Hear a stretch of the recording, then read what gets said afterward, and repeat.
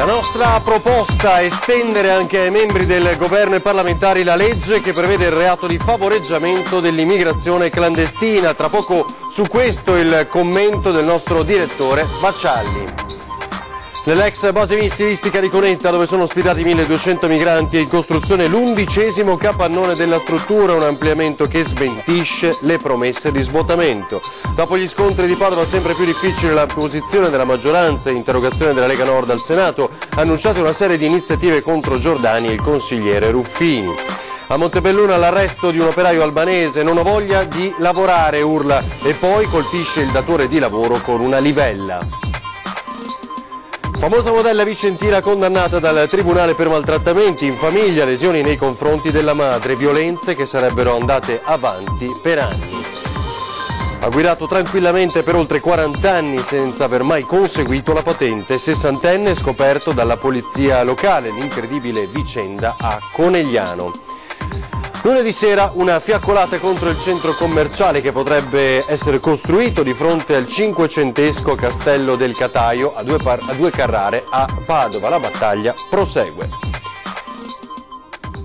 Buonasera, buonasera e ben ritrovati in diretta con l'informazione di Antena 3, questo è il telegiornale del Veneto. Dunque avete sentito, da questa sera nasce una nuova proposta, firma della nostra emittente, ce ne parla adesso il direttore Luigi Baccialli. Estendere anche a membri del governo e anzi parlamentari la legge che prevede il reato di favoreggiamento dell'immigrazione clandestina, visto quello che sta accadendo nel nostro paese. Sentiamo subito il direttore Baccialli.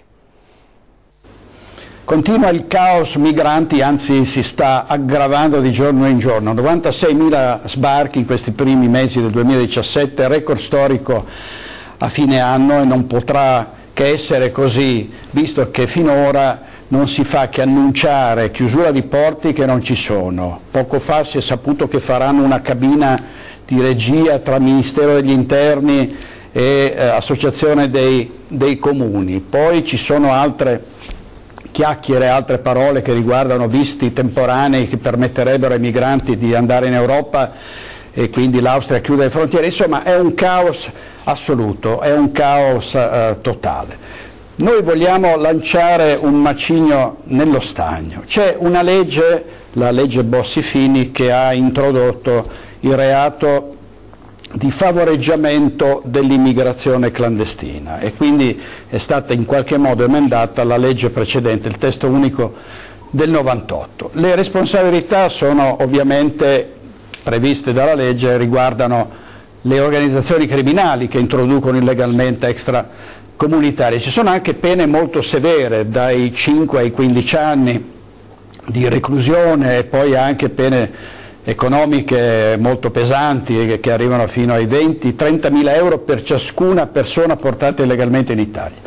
Ci chiediamo, di fronte a questo silenzio assordante, a queste chiacchiere, a queste ciacole delle nostre istituzioni, perché non estendere il reato di favoreggiamento anche a quei membri del governo, a quei parlamentari che non fanno nulla o che prendono provvedimenti assolutamente sbagliati, che agevolano gli sbarchi, senza parlare poi di quello che succede ai confini settentrionali, perché arriva di tutto anche da quella parte. Si può assistere inermi di fronte a questa emergenza, che ormai non è un'emergenza, è una situazione allarmante, è un'invasione vera e propria con migliaia di sbarchi ogni giorno, al silenzio assordante dei nostri politici? Perché non dare loro una scossa, non far capire loro che non si può andare avanti impuniti per sempre? Hanno le loro immunità parlamentari, hanno le loro tutele, ma se ci fossero dei parlamentari con gli attributi, sperando che siano veneti, che decidessero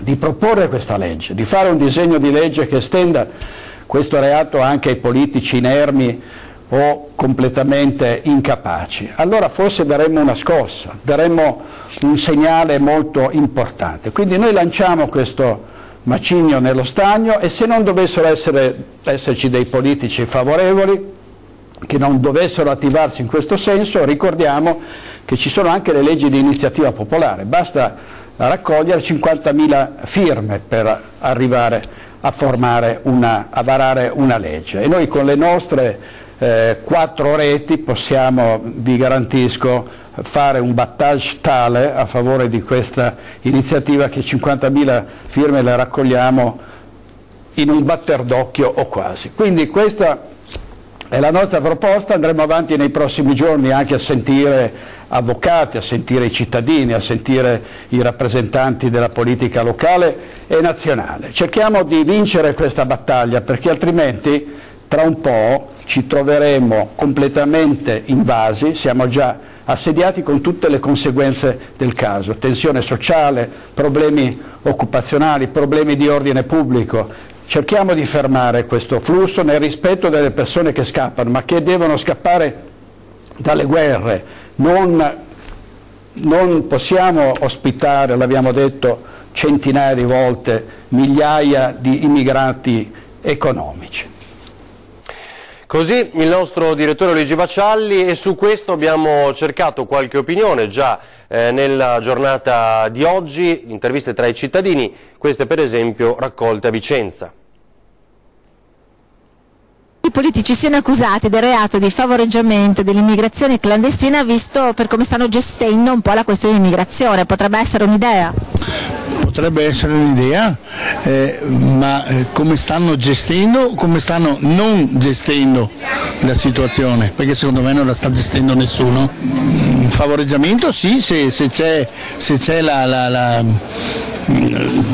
il reato si deve accusare, ma se e poi andare alla ricerca di se c'è qualcuno che ci guadagna, se c'è qualcuno che ha interessi a portare gli immigrati qua. Senza meno proprio. E di una legge di iniziativa popolare che magari introduca delle sanzioni nei loro confronti? Anche sarei favorevole proprio, sì. I politici andrebbero ridimensionati in tutti i settori. E senta, una legge di iniziativa popolare, magari che li sanzioni? No, io sono d'accordissimo, ma tutto questo vuol dire che i politici loro sono cittadini di serie A, noi di B, allora perché loro hanno dei privilegi? Poca fiducia di quello che fanno. Beh, ma se magari una legge di iniziativa popolare magari insomma parte dal basso? Può darsi che possa servire, ma dubito, perché continuano a cambiare. Dipende un pochettino dalle situazioni che si verificano all'interno anche degli accordi internazionali con l'Europa. Loro sono dei buonisti falsi secondo me, perché li portano a casa, li mettono uno sopra l'altro, e cos'è, umanità quella? No, assolutamente no. Quindi il reato di favoreggiamento dell'immigrazione clandestina ci sta? Io ci sto. Non sono... Se no è la legge di iniziativa popolare, cosa ne pensa? Anche.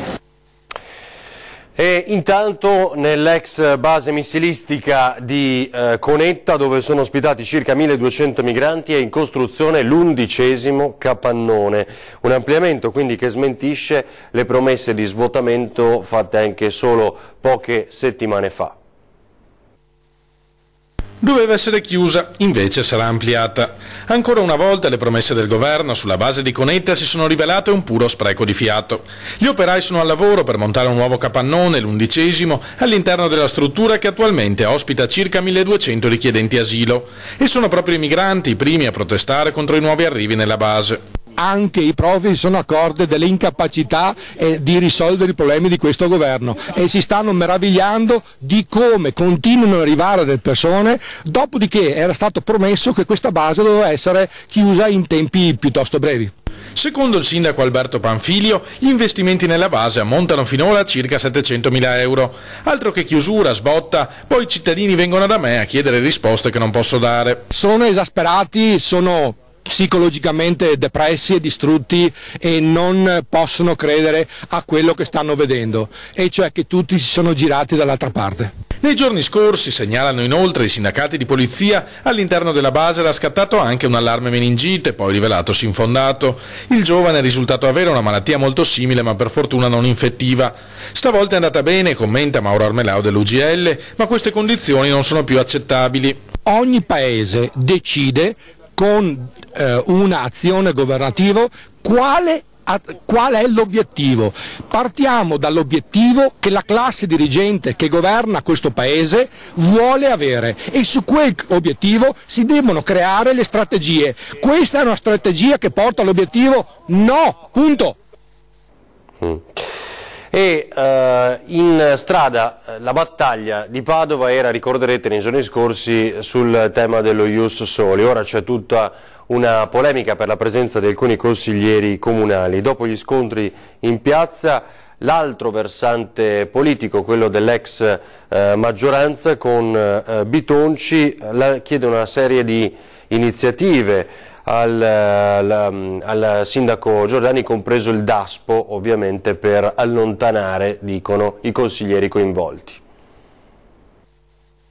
Appare sempre più difficile la posizione dell'amministrazione dopo gli scontri di lunedì. Aver sorvolato sulla partecipazione di 2 consiglieri comunali alla manifestazione ora mette a dura prova la tenuta della maggioranza. Compatta invece l'opposizione, che carica a testa bassa e lancia una serie di bordate. Interrogazione parlamentare della Lega Nord in Senato, esposto in procura sull'operato del sindaco, petizione online con richiesta di dimissioni del consigliere Daniela Ruffini e richiesta di chiarimenti a Giordani. Se non è in grado di fare il sindaco, perché un sindaco deve essere presente sul posto, deve essere deciso, deve governare queste situazioni anche di pericolo, se non è in grado se ne stia a casa propria. Chiesto anche un consiglio comunale straordinario per mercoledì prossimo. Si sbrighi, perché noi abbiamo fatto una richiesta formale ed ufficiale per convocare un consiglio comunale dove sentire dalla sua viva voce se sapeva, non sapeva, oppure pur sapendo non sapeva di sapere.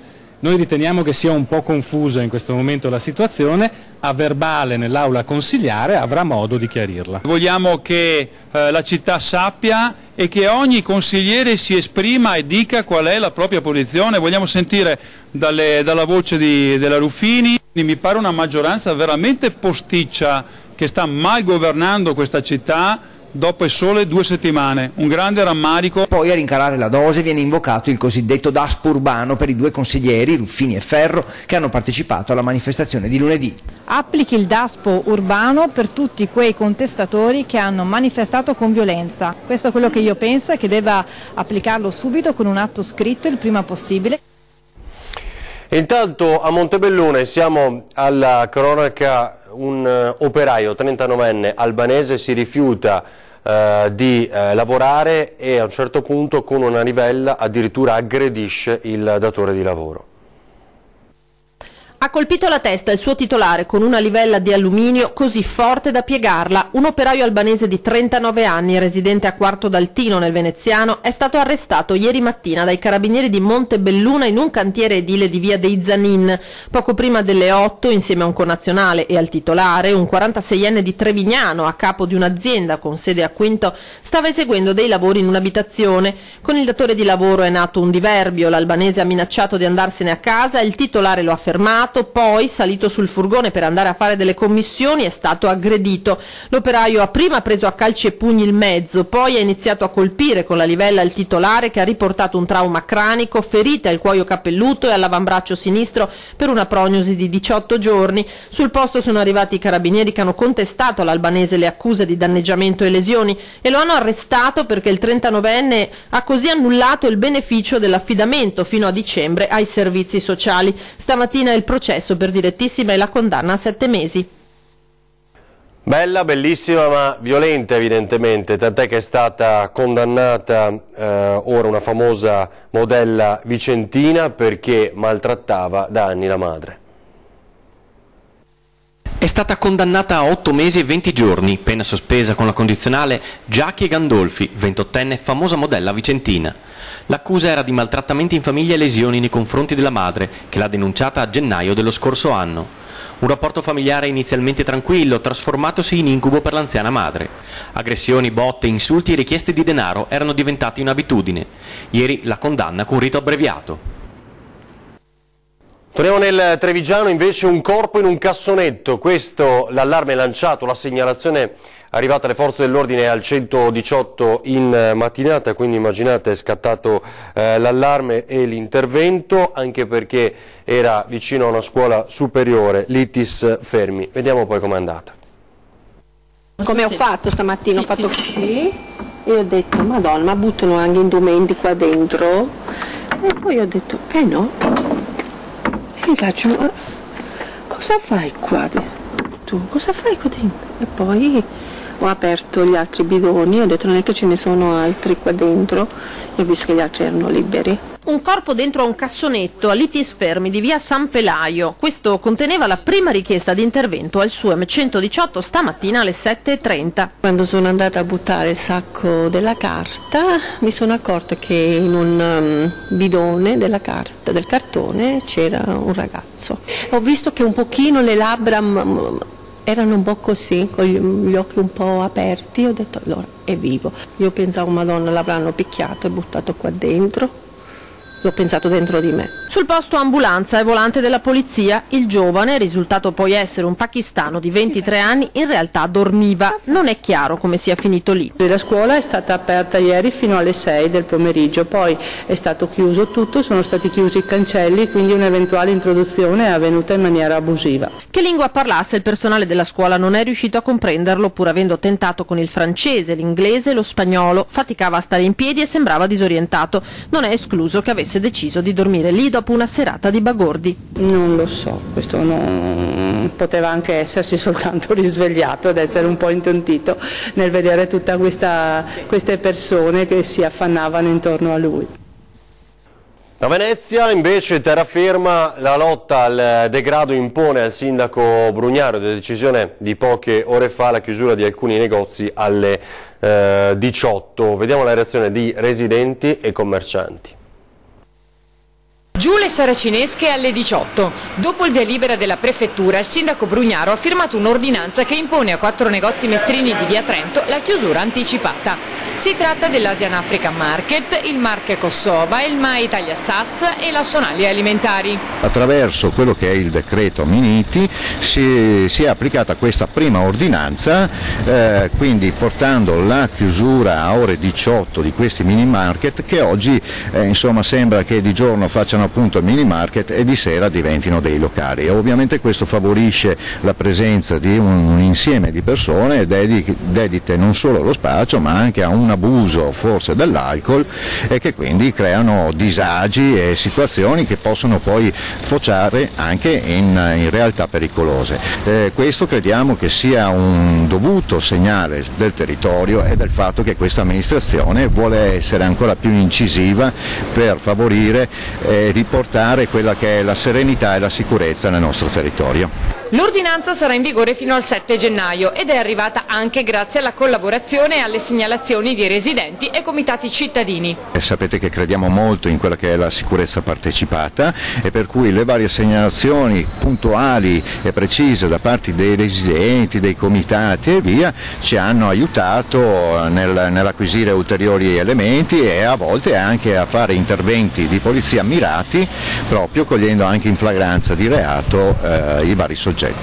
Ma i gestori di questi locali come l'hanno presa? Io personalmente non li ho ancora visitati, però questa decisione è stata presa ovviamente alla luce di un'analisi molto attenta.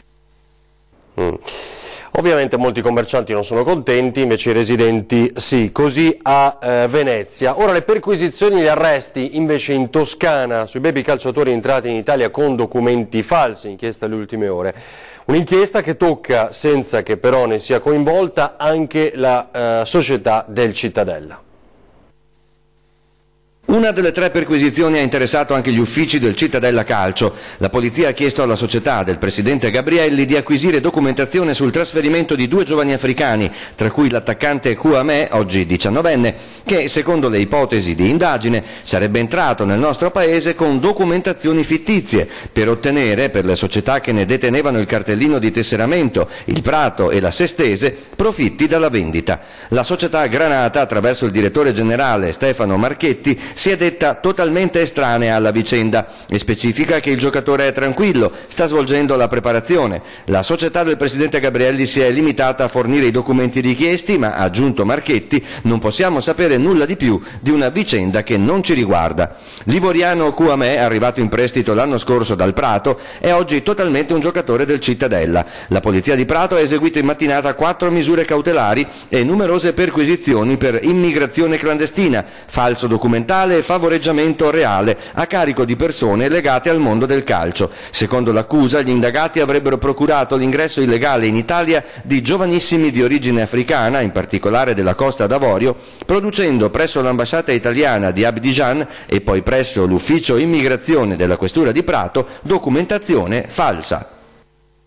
Una raffica di incidenti nelle ultime ore tra Treviso e Belluno, in particolar modo con diversi feriti, disagi alla circolazione.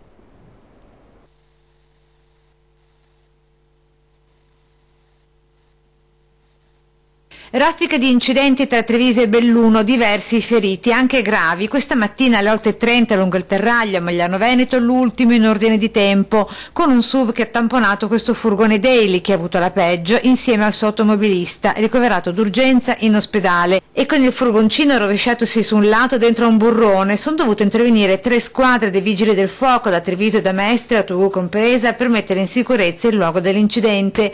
Nella notte, al prosinistro, a Belluno, dove un automobilista è uscito di strada andandosi a schiantare contro un albero lungo la statale 50 in via Caduti 14 settembre, intersezione con via Safforze. Il conducente, rimasto incastrato nell'abitacolo ancora all'interno, è stato liberato dal personale dei vigili del fuoco e ricoverato in ospedale. Infine a Montebelluna, ancora nel Trevigiano, nella serata di ieri verso le 19:30, 5 le persone rimaste ferite lungo la Feltrina all'altezza del distributore Galoil in seguito ad un tamponamento, tutte portate in ospedale per le cure del caso, presenti sul posto i carabinieri per i rilievi. Ora questa vicenda ha davvero dell'incredibile, ha guidato per quasi 40 anni senza aver mai conseguito la patente, un 60enne scoperto dalla polizia locale, la vicenda a Conegliano. Per oltre 40 anni ha sempre guidato senza patente e ai controlli forniva sempre le generalità di persone che gli assomigliavano. 62enne trevigiano l'ha sempre fatta franca, fino a ieri sera, quando si è imbattuto nella polizia locale di Conegliano. Una pattuglia l'ha fermato mentre era alla guida della sua auto in via Madonna. Alla richiesta dei vigili di mostrargli documenti, patente e libretto, in prima battuta ha detto di non possederli, quindi, come sempre, ha fornito false generalità. Dalla centrale i vigili sono riusciti ad avere una foto della persona che il 62enne sosteneva di essere, un uomo che gli somigliava molto e che risultava possedere la patente di guida. Peccato che uno degli agenti avesse frequentato più corsi di riconoscimento facciale. La versione dell'uomo non l'ha convinta e per questo il conducente dell'auto è stato portato in comando per ulteriori verifiche, dove si è visto costretto a mostrare la vera carta d'identità. Tra le diverse denunce a suo carico anche quella per aver fornito false generalità. Si conferma insostenibile la situazione del degrado a Venezia, altro capitolo spesso raccontato è quello dei tuffi dei turisti. Nonostante la campagna di sensibilizzazione internazionale lanciata in questi giorni dal Comune, restano numerosi i turisti che non hanno compreso la sottile differenza tra una città d'arte come Venezia e una località balneare, cercando refrigerio dalla calura estiva con poco salubri bagni in Rio. 2 gli episodi accertati nelle ultime ore e documentati fotograficamente dai veneziani. Il primo nella zona di Santa Maria Formosa, dove è stata scattata questa istantanea pubblicata sul gruppo Facebook via il Gabbiotto dal Campanile. Il secondo quasi negli stessi minuti in Campo San Vidal, zona Ponte dell'Accademia, come segnalato da un indignato lettore del sito web Venezia Today. Esasperati e spesso feroci commenti espressi in rete dai veneziani per quello che è visto come un inaccettabile fenomeno di degrado, anche se queste splendide immagini d'epoca ci ricordano i tempi in cui la stessa attività era considerata normale in città, come forse hanno dimenticato gli inappuntabili censori autonominatisi custodi delle presunte tradizioni veneziane. Adesso una fiaccolata contro il mostro, così soprannominato, il possibile centro commerciale che sorgerebbe proprio di fronte al Castello del Cataio a 2 Carrare nel Padovano. Si chiamerà Sconfiggiamo il mostro e tuteliamo il territorio, la fiaccolata contro il progetto del centro commerciale a 2 Carrare che si terrà lunedì prossimo dalle 21 con partenza da via Roma. L'ha promossa l'Ascom Confcommercio di Padova anche dopo le molte sollecitazioni partite dal nostro telegiornale contro l'insediamento del megacentro acquisti proprio di fronte al Castello del Cataio, subito fuori dal casello autostradale di Terme Euganee. No, noi non ci stiamo e vogliamo essere forti, uniti contro questo depauperamento del territorio che non porta da nessuna parte, anzi crea dei disagi idrogeologici dove noi dobbiamo dopo intervenire con i soldi pubblici. Basta centri commerciali. Bertin lo ha ribadito in un incontro a Venezia, in Regione, durante il quale è emerso che per il nuovo centro commerciale serve una nuova VAS, valutazione ambientale strategica. È meglio perciò che il sindaco di Due Carrare, Davide Moro, non firmi nessun accordo di programma, così resterebbe in vigore quello precedente che aveva una VAS negativa. Se Moro non firma non si può procedere e il centro non può essere realizzato. Insomma, per Due Carrare ci sono ancora spazi di manovra. 537 metri quadri per 1000 abitanti di grande distribuzione a Padova nel Veneto siano eccessivi, siano già troppi. Ricordo che la media nazionale è di circa 380 metri quadri per 1000 abitanti. Allora, adesso vi ricordate il Gila? Alberto Gilardino potrebbe arrivare al Venezia. A Venezia potrebbe arrivare il bomber Alberto Gilardino. L'accordo preso con la Cremonese infatti sembra non sia andato a buon fine, mentre il DS Perinetti apre uno spiraglio parlando di una possibilità suggestiva e affascinante. Oggi Gilardino ha 35 anni e arriva da un'annata non proprio esaltante. Niente reti tra Empoli e Pescara, entrambe retrocesse, ma potrebbe dare una spinta in più all'attacco degli arancio-nero-verdi per il ritorno in Serie B.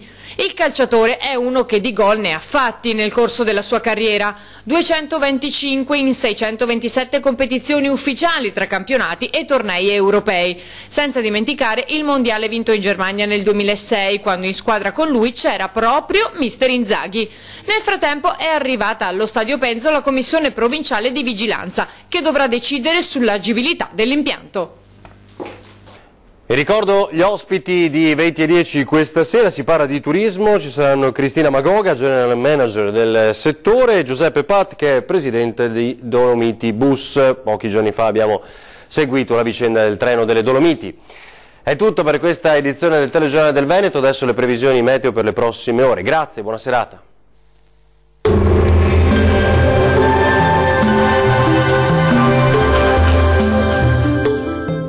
Da Vittorino, panificio, caffetteria, paninoteca e pub, aperto dalle 4:30. Leggera instabilità soprattutto sui rilievi, ma localmente anche in pianura. Buono invece altrove, con più sole. Vediamo il dettaglio. Sul Veneto addensamenti e locali temporali solamente sui settori alpini dell'ovest bellunese e del nord vicentino. Asciutto e con ampio soleggiamento altrove, seppure con nubi irregolari. Temperature massime tra i 29 e i 35 gradi, valori minimi tra i 18 e i 23 gradi circa. Andiamo ora a vedere che tempo farà sul Friuli Venezia Giulia. Tempo stabile, ampiamente soleggiato, da evidenziare soltanto anche in questo caso una diffusa e parziale nuvolosità. Temperature massime previste tra i 30 e i 34 gradi, valori minimi attesi intorno ai 20-21 gradi circa. Concludiamo con uno sguardo alla situazione meteorologica del Trentino Alto Adige. Nuvolosità più diffusa con rovesci e anche temporali abbastanza estesi, fenomeni più deboli e alternati a schiarite sulle Alpi di confine. Le temperature risultano essere più o meno stazionarie, massime tra i 30 e i 32 gradi, valori minimi sui 17-20 gradi circa. Il mare sarà generalmente poco mosso, i venti moderati e sudorientali. Dal meteo di Antenna 3 è tutto, arrivederci.